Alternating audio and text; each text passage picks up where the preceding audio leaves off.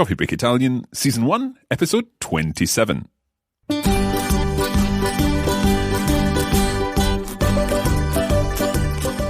Salve a tutti, buongiorno e benvenuti a Coffee Break Italian. Io sono Mark. Ciao a tutti, sono Francesca. Buongiorno, sono Katie. We're back with another episode of Coffee Break Italian for you. Come stati, ragazzi, oggi? Sto bene, grazie. E Francesca, come stai? Sì, anch'io, grazie Katie, sto bene. Allora, oggi parliamo di lavoro. Ah, lavoro. Lavoro. What are we talking about today, Katie? Work. Work, indeed, lavoro. Lavoro is the word for work, as I'm sure you know, and it's also a verb from the verb lavorare, to work. So lavoro can mean either work, as in the noun work, or I work, lavoro, the verb. And we're going to be talking about our jobs today to help you learn to talk about your job, answering questions such as che lavoro fai or dove lavori. And indeed, we'll be going on to talk about more jobs next time when we're talking about do you like your work and so on. But first of all, we need to learn some of the words and phrases to do with work.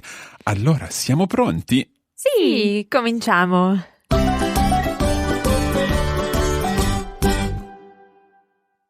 Let's begin by thinking a little more about that verb, lavorare. Lavorare. Kitty, can you tell us anything about this verb? It's an are verb? It is indeed an are verb. And do you think it's a regular verb? Yes. Good guess. It is indeed a regular are verb, which means it can use the same patterns that we've learned already for other are verbs.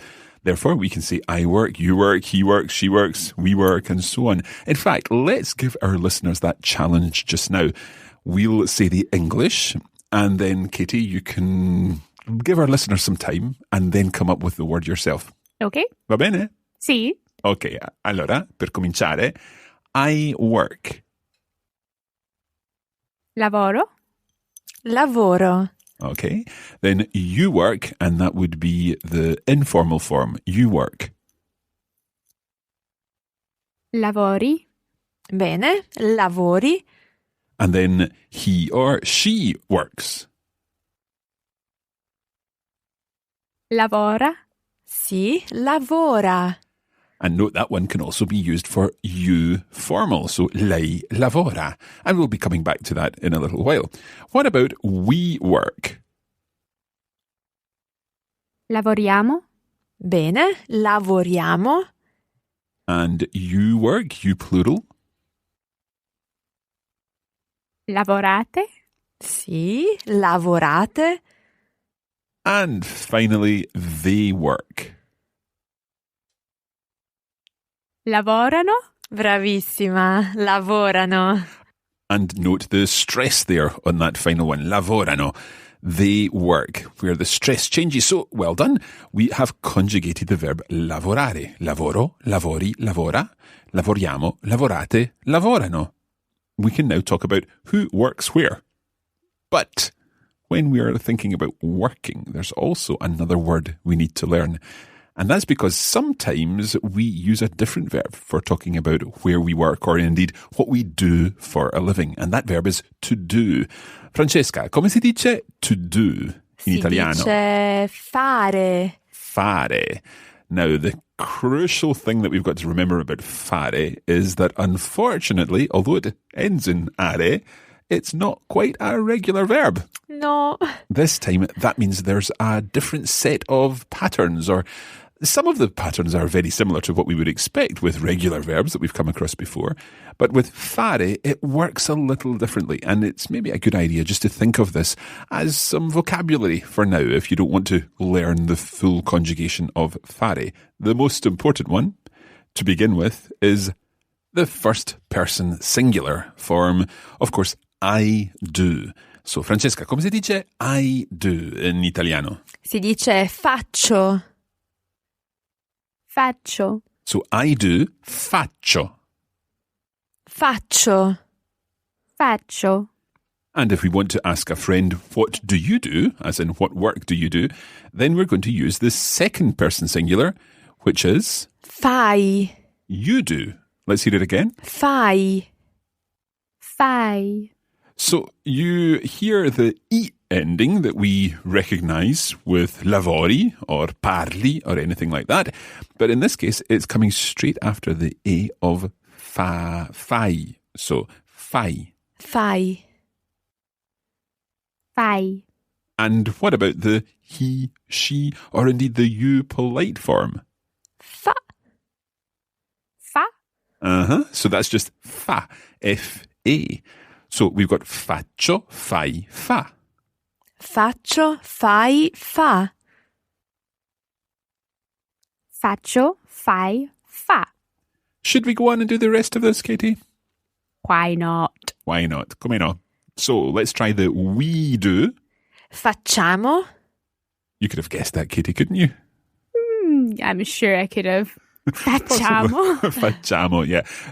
Going from faccio in the I form, it becomes facciamo in the we form. Again, it's got an iamo ending, facciamo, but it's a little different. It's a little irregular. So facciamo, we do.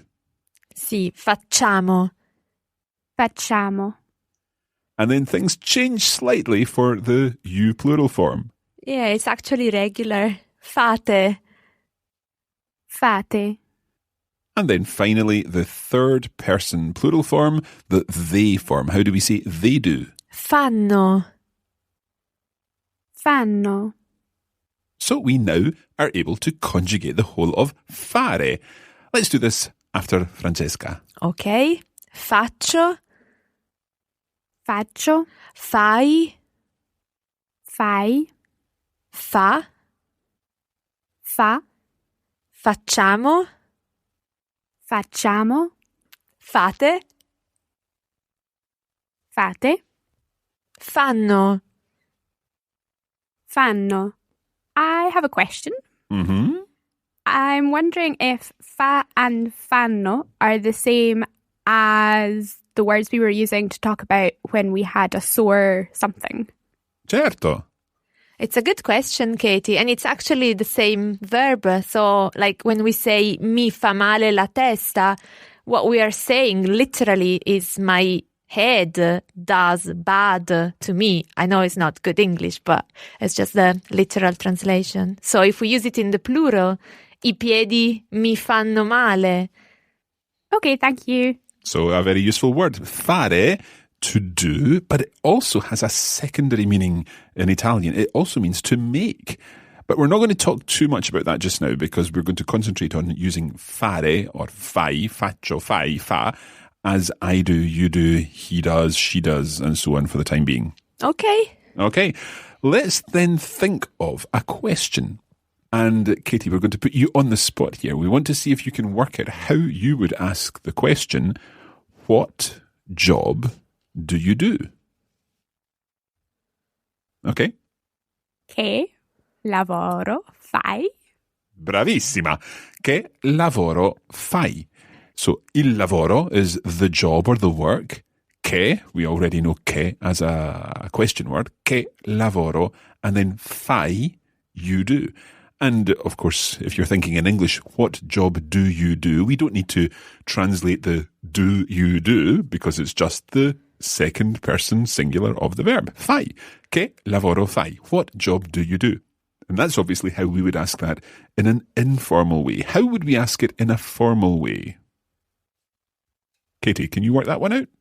Che lavoro fa? È bravissima Katie oggi. Che Bravissima. lavoro fa?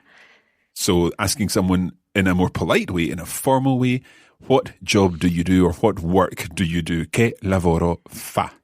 Let's now think about how we would answer that question. Che lavoro fa or che lavoro fai? To answer the question, we're going to use the I form of fare, faccio, I do. And the way we do this in Italian is say faccio and then say the name of the job. So, for example, if I were talking about being a teacher, I would say faccio l'insegnante. L'insegnante. So, insegnante is the word for a teacher, the generic word for a teacher, but l'insegnante is the teacher. Faccio, I do. L'insegnante, the teacher. So, I'm a teacher. Faccio l'insegnante. Let's try repeating this. So, I am a teacher. Faccio l'insegnante. Faccio l'insegnante. And what about I am a nurse? Faccio l'infermiere. So that would be a male nurse. L'infermiere. Faccio l'infermiere. And if you were a female nurse, you would say? Faccio l'infermiera. Faccio l'infermiera. Okay, let's stick with a medical profession and we'll say I am a doctor. Faccio il dottore. So obviously that's the male one again. Faccio il dottore. And a female doctor would be? La dottoressa. Faccio la dottoressa. Faccio la dottoressa. Okay. What about if you were a waiter? Faccio il cameriere. So again, the male form, faccio il cameriere. And a female form, I'm a waitress. Faccio la cameriera. Faccio la cameriera. What about if you were a business person, an entrepreneur? Faccio l'imprenditore. So the male version, faccio l'imprenditore. And the female version? Faccio l'imprenditrice. Faccio l'imprenditrice. Okay, let's practice this a little. We're going to begin by asking the question, what job do you do? And then we'll put Katie on the spot and ask her to respond, seeing that she is, well, one of many occupations. Let's begin then. Che lavoro fai, Katie? Let's pretend that you are a teacher. Faccio l'insegnante. Molto bene, sì. Faccio l'insegnante. What about if you were a waitress? Che lavoro fai? Faccio la cameriera. Perfetto. Faccio la cameriera. And finally, what about if you were an entrepreneur? Che lavoro fai? Faccio l'imprenditrice. Brava, this is really hard to pronounce. Faccio l'imprenditrice. Benissimo. Could you also use the word I am, sono, and say sono l'insegnante? You can use verb to be, and very often in Italian we talk about our professions using verb essere. I could say sono insegnante, but it's very important that you don't use the definite article when you talk about your profession. So you can say sono insegnante or sono un insegnante with the indefinite article, but do not say sono l'insegnante. Okay, so when you use faccio, you use l'insegnante, Sì. the definite article. Sì. Okay. Okay, so we have three options there. The first one with faccio, Sì, faccio l'insegnante. that time with the definite article, faccio l'insegnante, or two options with sono. Sono insegnante. Sono un insegnante. So thinking about the exact literal translation here, faccio l'insegnante, literally I do, l'insegnante, the teacher, or sono insegnante, I am teacher, or sono un insegnante, I am a teacher. Three options. Don't mix them. Make sure you get the right one. Sono insegnante, sono un insegnante, or faccio l'insegnante. Perfetto. Okay, the fact is, we've probably not covered all of our listeners' jobs. And the other fact is, it's probably going to be impossible to cover every possible job that our listeners may have. But what is very useful is if you're not quite sure of exactly what kind of job you do in Italian, then you can always say where you work. In response, perhaps, to the question, Dove lavori? where do you work? Listen again. Dove lavori? In that case, you might want to say, for example, I work in a restaurant. Katie, you can say that? Lavoro in un ristorante. Perfetto. Lavoro in un ristorante. Or perhaps you work in an office. Lavoro in un'officina. Nearly there. Officina is a workshop in Italian. An office is ufficio. I think your Spanish was perhaps Yes. influencing you there, Katie. So an office again would be? Ufficio. So I work in an office. Lavoro in un ufficio. In un ufficio. In un ufficio. Perfetto. Lavoro in un ufficio. Or perhaps you work in a post office, Katie. Lavoro in un ufficio postale. Sì, brava. Lavoro in un ufficio postale. Or perhaps if you are the chief surgeon in charge of anesthetics, you don't know how to say that in Italian, so you could say, I work in a hospital. Lavoro in un ospedale. Brava. Lavoro in un ospedale. Or perhaps you're a mortgage advisor. But you don't know how to say that, so you could say, I work in a bank. Lavoro in una banca. Sì, molto bene. Lavoro in una banca. Okay, you get the idea. We can always say where we work. If we're not quite sure of the actual occupation in Italian, we can explain, I work in a, and explain where you work. Now, you might also want to explain which company you work for. For example, you could say, I work for a large company. Lavoro per una grande azienda. Listen to that again. It's quite tricky. Sì. Lavoro per una grande azienda. Lavoro per una grande azienda.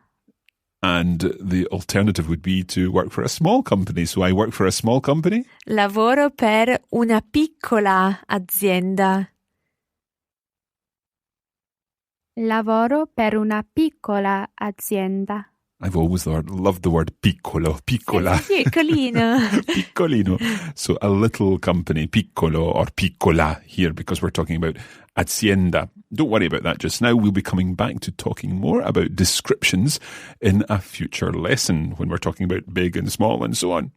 For now, let's concentrate on large and small companies. Lavoro per una grande azienda che si chiama, that is called, so you could be saying, I work for a large company called such and such. So, lavoro per una grande azienda che si chiama, non lo so, che si chiama Benetton. Sì, possiamo dirlo.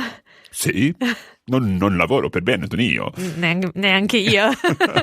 So we don't work for Benetton or indeed any other companies, but we're just using it as a linguistic example for the moment. So I work for a large company called, that would be in Italian.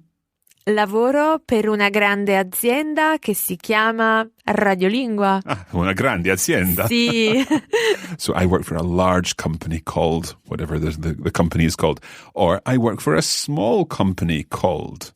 Lavoro per una piccola azienda che si chiama Radiolingua. Questo è meglio. Sì. So that's the truth this time. I work for a small company called Radiolingua. Radiolingua, of course. Okay, so Katie, can we just repeat those two? I work for a large company called... Lavoro per una grande azienda che si chiama Radiolingua. Lavoro per una grande azienda che si chiama Radiolingua. Perfetto. And what about I work for a small company? May as well make it Radiolingua too. Lavoro per una piccola azienda che si chiama Radiolingua.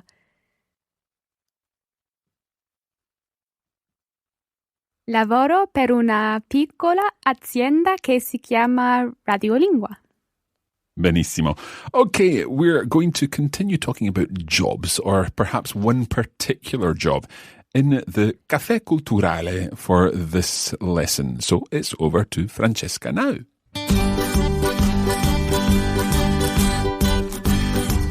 One job we haven't taught yet is policeman, poliziotto, and today our Caffè Culturale is about Inspector Montalbano, or in Italian, Commissario Montalbano. Salvo Montalbano is a fictional character created by Andrea Camilleri. The short stories and novels were so popular that Montalbano even has his own television show, which began in 1999, 1999, and is still in production today. In 2012, nel 2012, an English subtitled version of the series was shown on British television, and episodes of the show have also appeared negli Stati Uniti e anche in Australia, in Francia e in Spagna. Montalbano by nature is a gruff man who takes his work very seriously. The stories are set in the imaginary town of Vigata in Sicilia, and Montalbano is representative of the island's charm. One of my favorite episodes is Gli arancini di Montalbano, or in English, Montalbano's croquettes. I'll tell you a little bit about the plot. While the end of the year is approaching, Inspector Montalbano would rather celebrate in the small town of Vigata, eating arancini at his cleaner's, Adelina, instead of going to Paris with his girlfriend. At the same time, a couple is murdered in mysterious circumstances, but apparently Pasquale, Adelina's son, is involved with it. Le avventure di Montalbano are hugely popular in Italy, so if you are interested in Italian culture, you should try to read some of the books or watch an episode of the show, in italiano ovviamente. Benissimo, grazie Francesca. Prego. Okay, that is about as much as we've got time for on this week's episode of Coffee Break Italian. Allora è tutto per oggi, but before we finish, we have a challenge for you, and Katie's going to tell you about that. Yes, we do. This week, we would love for you to tell us a little bit about what you do. What do you work as? You can tell us on our Facebook page at facebook.com/Coffee Break Italian. And don't forget, as usual, we're also on Twitter at Learn Italian. So you're answering the question, che lavoro fai? Or dove lavori? And we'll be delighted to read your responses. Allora, questa volta è tutto per oggi. Grazie molte e arrivederci. Va bene, grazie a tutti. Ciao, a presto. Arrivederci.